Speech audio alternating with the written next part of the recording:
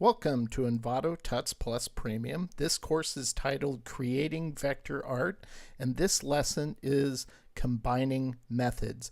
Now, all the various methods I'm showing you within each of these videos, as much as I try to systematically lay out an entire creative process, when you get into the micro detail within that creative process, you're going to find that you use all these methods throughout the entire process. They won't be compartmentalized into only one section, and then when you move to the next section, you kind of will never use that method again. No, shape building, the clockwork method, all these things will come into play throughout the entirety of the creative process, whether you're building the fundamental shapes for your vector shapes or you're colorizing and you need to create additional content to add more detail.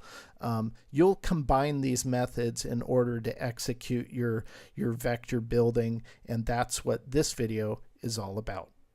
When you create your vector art, all of these various build methods and creative habits are always going to be in interplay. You won't be using one here, then you move on to the next, then the next.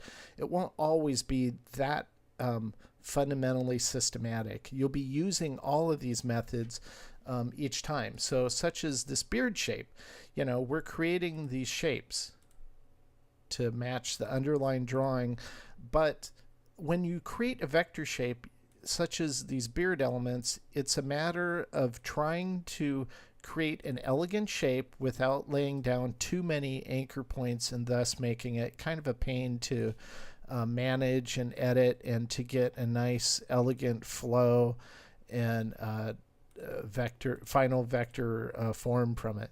So in essence, this is all you need to pull off this shape. Now this isn't refined yet, but in terms of the base anchor points, this is all you need. Total of 10 anchor points on this. We're going to now go to the Path Scribe tool, and we'll just pull out these to more closely match the underlying drawing. So once again, utilizing some of the methods we've already covered, such as that, and we're going to fix the anchor points that should be smooth. And we pretty much have it nailed down. There we go. So that's the base vector shape. This looks great. So you can see we've used the clockwork method to discern where to place our anchor points, not placing too many in order to get the shape we want. We've also used the plugin, and now we're going to use what we covered in one of the previous videos is shape building method. So we'll select and clone this face shape, select and clone this piece of the beard, and just so you can see what I'm doing, I'll colorize it, get that shape, and using the Pathfinder feature, we'll punch it out. So now we have our core base shape to work from, and that'll greatly speed up. We're using smart guides, so it tells you when you're on an anchor. Click, pull out this, and we're going to just create these interior shapes for this.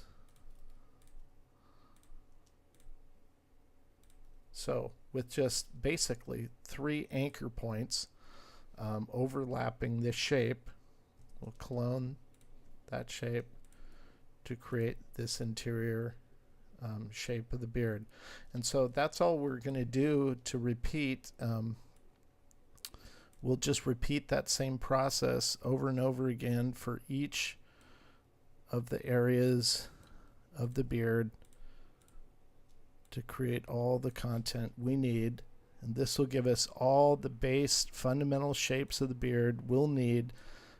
So when we go to colorize everything, we have everything we need to pull that off. So we'll clone that, take that, intersect, and it gives you the final shape we need.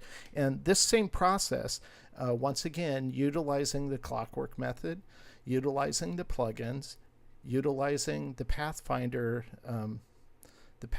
processes and shape building in order to create the content. So you use all of these. It's balancing all the methods in order to facilitate the kind of build methods you need to create precision artwork. So we'll keep on doing this until we get the full build, Barrett, until we get all the vector shapes needed, the core foundational vector shapes, in order to colorize everything and button up this illustration nicely.